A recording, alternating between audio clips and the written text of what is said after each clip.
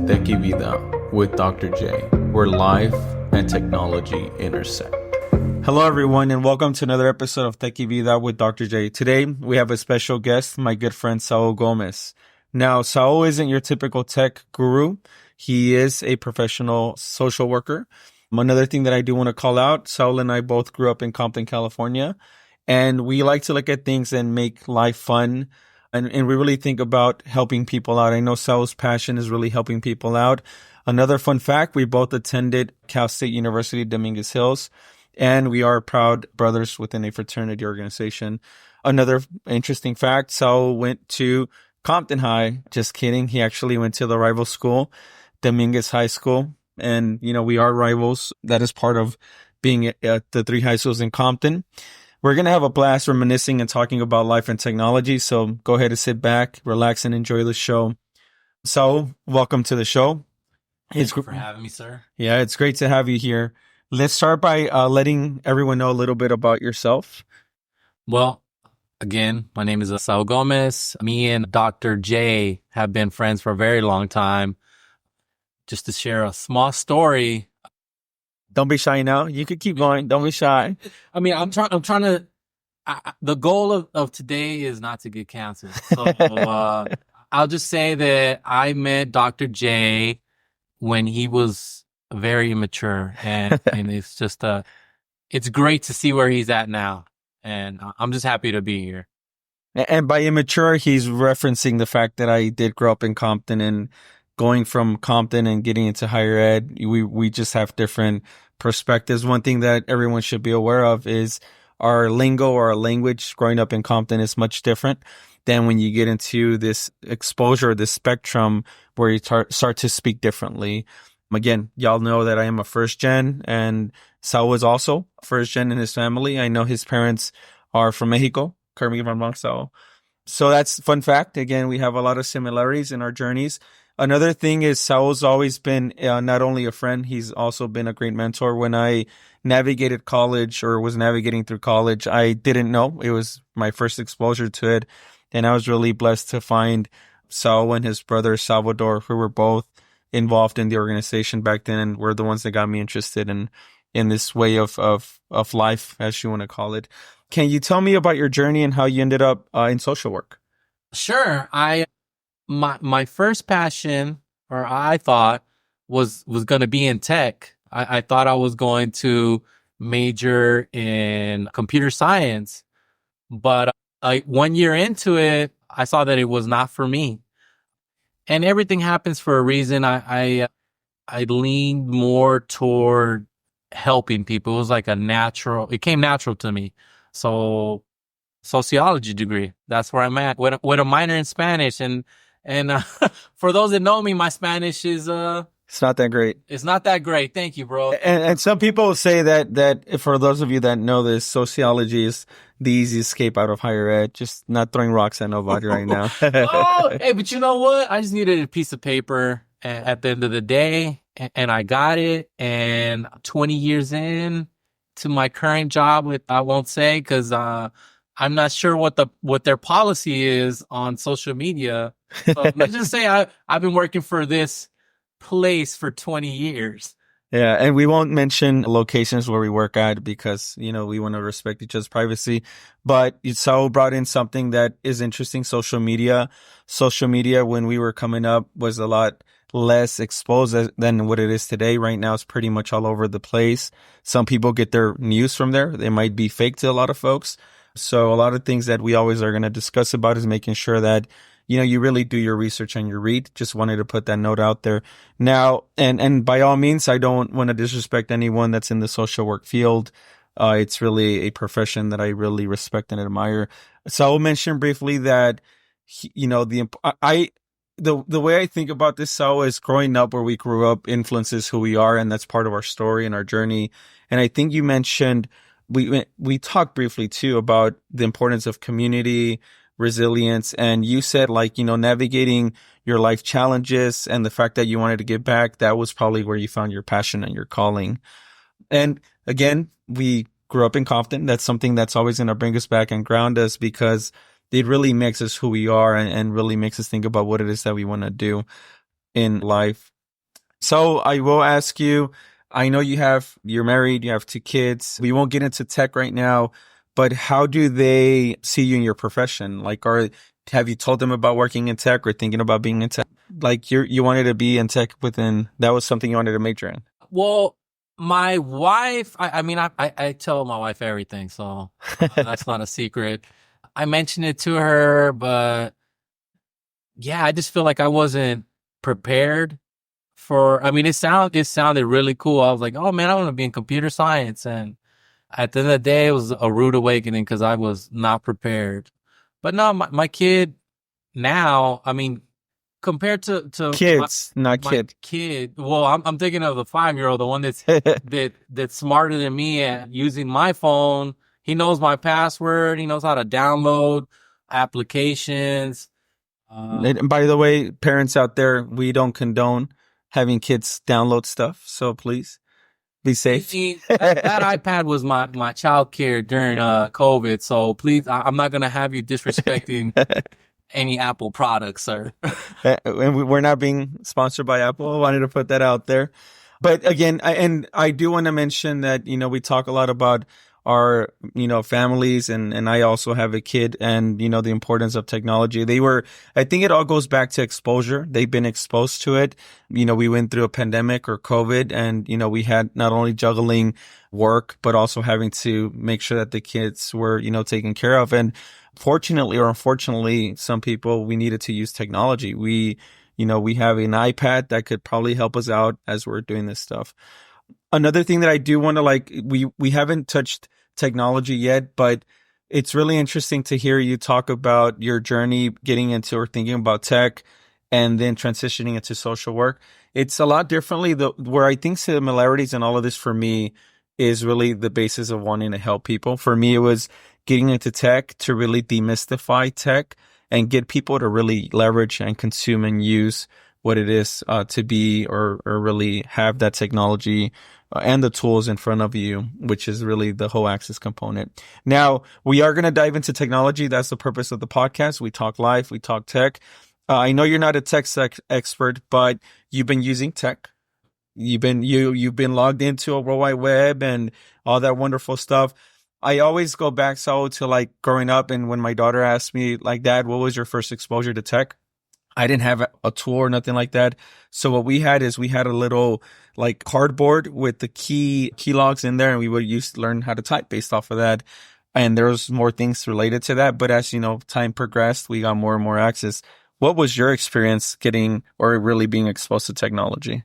Well, I'm a lot older than you. I was born 1980. Oh, we don't put age out there right now. Put age out there. Okay, I was born during the 80s.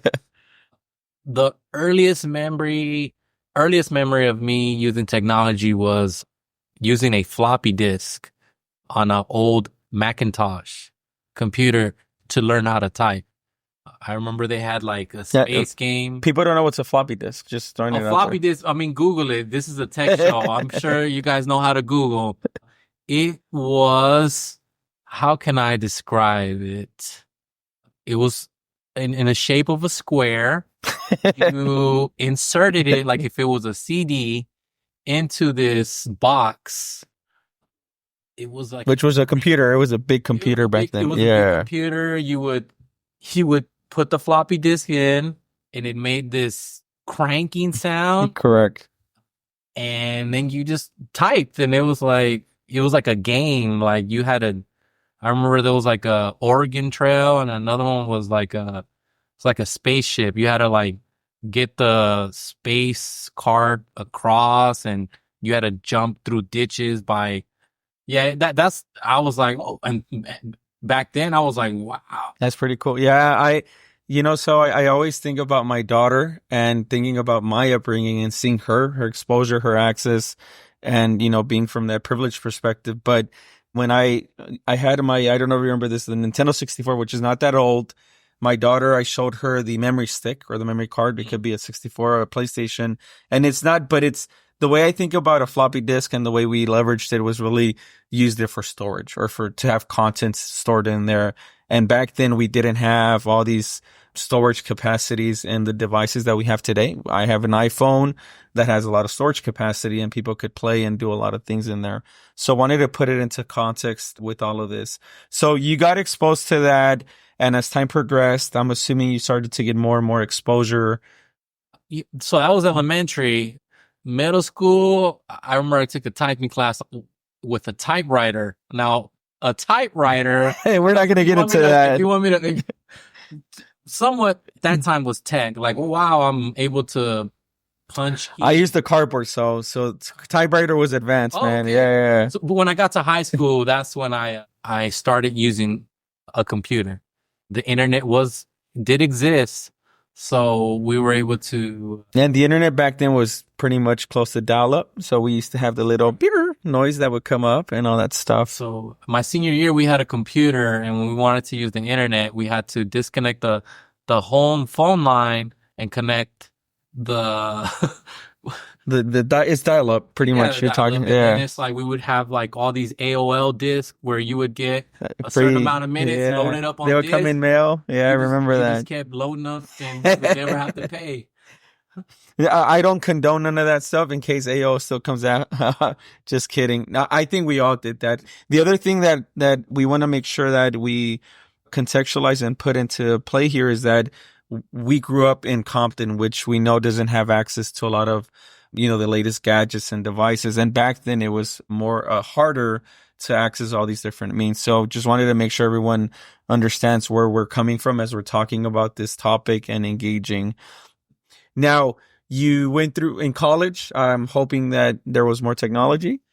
That was computer labs. So there was like, it's like, okay, the computer I had at home was like older model, because, growing up in Compton, I know we mentioned that about 6 times. Well, more than 6 times, bro. Yeah, we're gonna try to stop mentioning that, but okay. In case people don't know. But no, when I got to the University of Dominguez Hills, aka Harvard of the West, they had a few computer labs, and the internet was running smooth. I was able to print what I was looking at, which I was like, wow, that's huge. Because I didn't have a printer at home. Yeah, I remember when we would have to do school projects in high school, I didn't have a printer. I used to be able to like search something up. I used to draw it in a paper. Yep. It took time, and I'm not the greatest artist, but had to get creative during that time and to get some passing grades. So we were talking about getting to college. You started to get more and more exposure.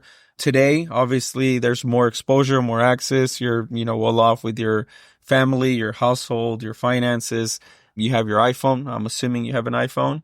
And all of that, you're able to like now do pretty much everything from a device, right? That pretty much everything we used to do in the past, there's an image that has like all the things we had in the past, whether it was like a, landline phone, the computer or the printer and all these different things. They're all now accessible through a gadget like your phone. So how do you feel about life without a phone right now? Man, I can't picture it right now, because before it's like I would look forward to when I was in college to going to a computer lab, because that's the only way I was able to access like social media or talk to people, because I remember people would have two-way pagers. I didn't have a two-way pager, but you could email them. You could send them a message and they could send you a message back. But since I didn't have a two-way pager, I would have to like physically go to a computer lab, where now it's like I got everything on, in my pocket. It's like, hey, did I pay this month's mortgage? And I can upload a picture of my kids, because I'm a super proud father. If anyone that sees my social media, you're gonna just see my kids. You're gonna see my kids. It's like it's their social media, and no shame in my game. So and going back to that piece, the tech component, right? You not being a tech expert, calling me for everything. Hey, bro, I need help, which I don't mind it. I'm always going to be here to help folks. I wanted to really start getting into that tech aspect. Do you use any AI tools today? You know what I do for not being tech savvy? I I have noticed that I have a gift for Photoshop, and those who know me, I use it for entertainment purposes. And by the way, we don't Photoshop is a product. He means photo editing or leveraging AI for photo editing. Just not trying to correct No, you. that's fine, bro. One of us is a doctor and one of us isn't. It's okay. But no, yeah, I use certain apps that help me.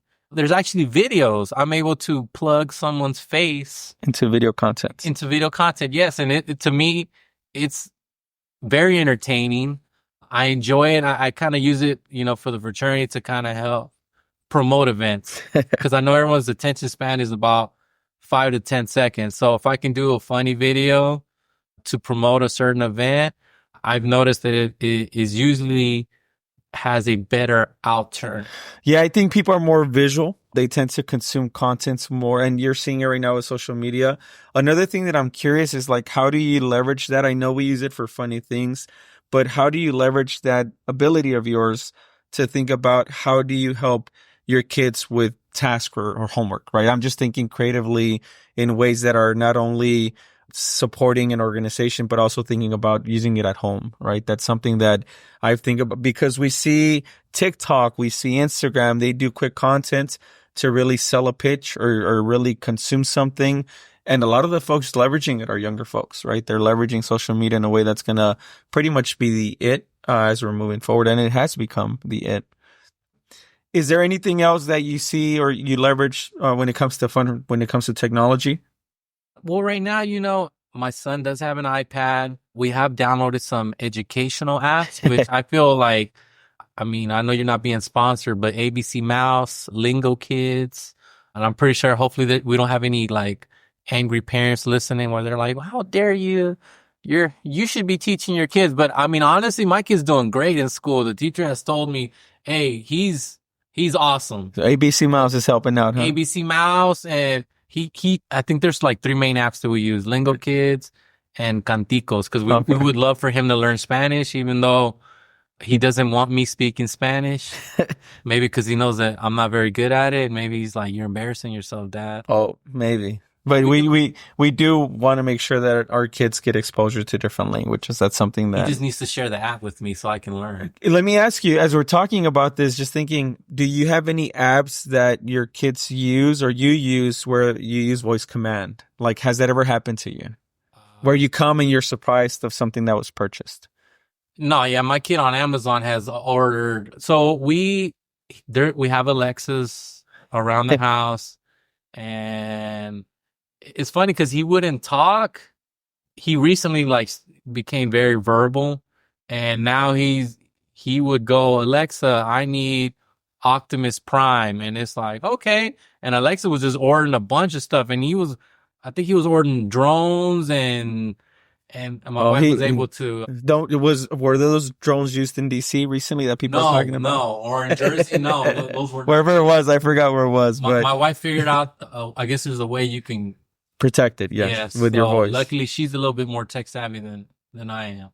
Yeah, I was going to say, for all you parents out there, make sure that you're safeguarding and having the right settings in play when you're setting up any gadgets that are voice command, because I've been also involved in that. My daughter has purchased a lot. And, sometimes as parents, we trust our kids and it's easier just to keep them happy or really engage them. And we come back to our surprise with a lot of expenses on there.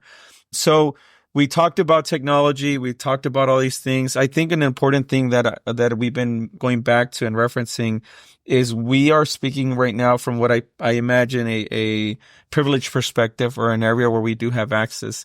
But there's still a lot of gaps when it comes to access for technology. That's something that's near and dear to me. Like, how do we get a lot of folks to leverage it? And it doesn't mean access in terms of having a device. I think a lot of folks might have a device today. It's access in terms of really using AI. Do you think someone like your parents will ever use AI? Like my parents? You know what? They've surprised me because my parents, not very tech savvy, but with an Apple phone, they simplify everything. So I'm pretty sure there's going to be a day where my dad's is going to say, do this or that. do this and do that, and then the house is gonna get clean. I'm assuming. They're gonna get the bots from Elon Musk coming in or something like that. And I asked that because I was thinking about my mom in all of this, and my mom's also not tech savvy. She even questions where I came from sometimes. But being my mom, I try to like educate her and help her. But she pretty much spends a lot of her time through her device on social media. She's on Facebook, really looking into other people's business, which I'm like, Mom, you should probably be profiting with all this stuff that you're doing out there, promoting or marketing, just thinking out loud like that.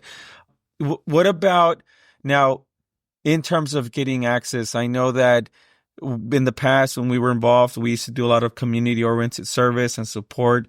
I still track and monitor like access for folks out there.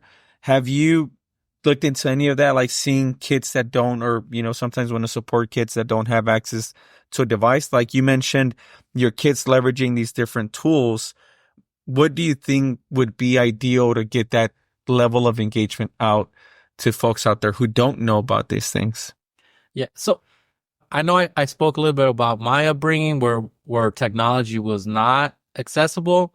Now I've been to my son's classroom. All the kids have an iPad. Got it. All the kids have an iPad, and they have like these learning games. And I mean, it's like day and night. My son's recently joined robotics. He's in kindergarten. During my time at Compton Unified, none of that existed. Oh, none of that existed. And we went Kelly Elementary. Shout out, or you can edit that out later. No, you can keep it. I used to work there. I actually got trained there for a stint at Kelly. Yeah, I got trained at Kelly for a stint. Okay, so now it's like, okay, they have all these and I'm happy, right? I'm not one of those bitter old men that is gonna be like, yeah, my kids got it. How dare they give him? Yeah. But no, I'm happy that there's been a change. From my time there where it was non-existing to like now, all the kids have an iPad, and most of their grades, all their testing, some of their testing are done on a computer, which is awesome because the data you're able to get the data. I'm not to brag about my son, but he's scoring in the top 5%. Because, they show you. They were like, oh, look, he took a test and he got 22 out of 23 right. Well, he's excelling. I mean, he gets it from his mom. Let me say this. With all this talk of tech and talking about our experiences and really seeing it in our kids, do you think that it's harming them? No, honestly, I don't think so. Because, I mean, you're never going to make everyone happy, right? During my time, it's like, oh, too much video games. I remember that. Yeah. You remember like, oh, you're too much. Grand Theft Auto. You're gonna come out. Well, Grand Theft Auto I was Mario Brothers, bro. I was a Nintendo. Okay. Nintendo, and then Genesis. Oh, you grew up in the nice side of Compton in that case. I guess. It's like, but now it's like I'm a little bit more open where it's just like, you know what, I gotta embrace it. I don't want to because before my wife and I were like, oh, he's not gonna get an iPad. Yeah, that's the same conversation. My daughter, right now it's the cell phone conversation. Do we get her cell phone? For me, I always think about safety. I think about, really reaching out to me in case something happens with everything going on around the world. I think about it from that perspective. I will share one of the things that I do take a step back, but I've been blessed. It's the social component, right? I think we need to remind ourselves and remember that we need to have that human connection. And even though technology is there, we also need to make sure that people could continue to talk to each other. And sometimes I see having that balance. I think it all comes down to that.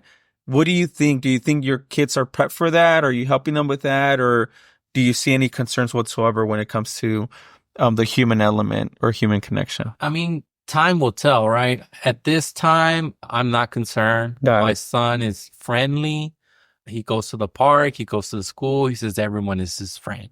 It's like, hi, my name is Saul Gomez. You want to be my friend? I know some people that are like all into tech, they get a little bit weird. Yeah. By the way, people thought, they were like, we're surprised you're in tech. You're really social. Yeah, bro, you surprise me every day, bro. When you told me you were in tech, I'm like, and I told you since day one, I said, you know what? In my job, the tech people are not very social. Stereotypical. I'm just, whatever. You want I'm to just be, telling you, like nine out of the 10 people I know were weird. There's yeah. probably like only one dude you could have a like an actual conversation and they could simplify resetting your password. On that note, I know I didn't ask earlier. You're in the social work field. What do you think, or how do you think tech could impact AI in particular? That field, do you think that it can make the lives easier of social workers with more access to information, or what would your thoughts be on that? Or have you not put any thought on it yet? I mean, tech is always going to be there, but it's just kind of like you gotta, cater to your audience, which I know it's a lot of older people that are stuck to their ways. So it's kind of, what's that old saying? Like it's hard to, and no offense, to teach an old dog a new Yeah, trick. yeah, I'm not calling anyone out their name. I'm like, yeah. We're referring to ourselves right yes, now. I'm referring to I'm old. Yeah. And we are lifelong learners. We're trying to continue to, Please accept me. yeah, change our ways and be better.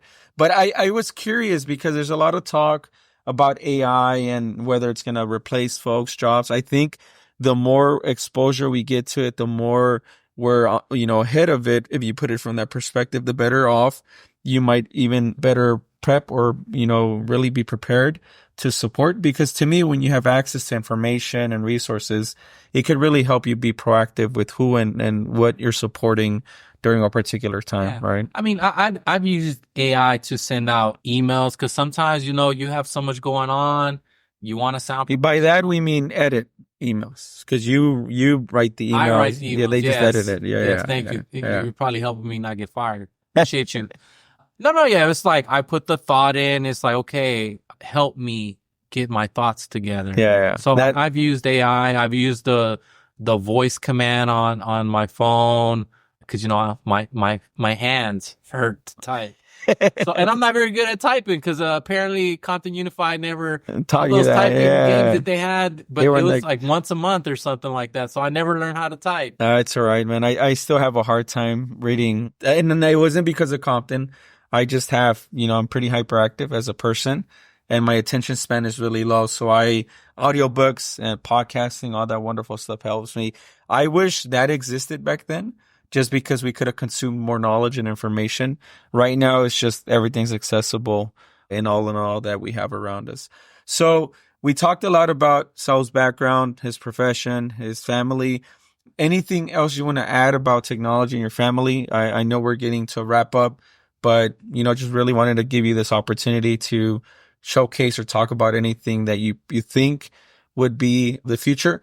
I know that before I cut you off or have you answer, we recently were talking about thinking about technology from the lens of our experiences and being exposed to movies, right? We talked about, and I was just watching it today with Will Smith, the iRobot movie, thinking about the potential of where the tech industry could go to, AI and all that stuff. Terminator was big for me. As I was getting into really what is all this stuff in the sorcery, I was like, imagine there's a day where, they could really clone or they could do all this stuff. We might get there before you know it. There's a lot of progress that's been done. What are your thoughts? Do you think that we're going to get there? Do you think that's going to take a long time or might not see it? Or do you think that it will happen? We might be there now. You seen those Tesla robots? But they were falling. Okay. In my defense, when I saw them, they were falling. You think they're going to show us the good robots? They're showing us the weak ones, bro. They're high. The government. No, I'm just kidding. Oh, don't. Let's not get in. No conspiracy. There's no conspiracy. Oh, this is the wrong podcast. Yeah, I'm sorry. yeah. I'm in the wrong room. No, but I'm sure that they're showing us the basic models, bro. I'm sure there's some that do backflips and cook you pancakes at the same time. So do you think that these robots in the future might be able to pledge your fraternity? I mean, I don't. You know what? They might be the way things are going. You just have to say when you need numbers, right? You just get more bots in there and help them do the work. I mean, we can start fundraising now. We'll see how it goes. We could create our own out there. And just, so I do want to thank you for being here, talking about this. I, really appreciate you embracing technology. I also appreciate you not losing sight over the human connection. Tech is great, but people in our lives who make it truly meaningful are really important, and making sure that we balance the technology with life, the whole Tech y Vida. So from the wise words of Saul, I just want to make sure that, everyone knows how talented you are, so in your industry and everything that you do, or your creativity. It's always a pleasure to catch up and reminisce about the good old days. To our listeners, thank you for tuning into this special episode of Tech y Vida with Dr. J. Until next time, stay curious, stay connected, and keep making life fun and meaningful. Thank you, everyone.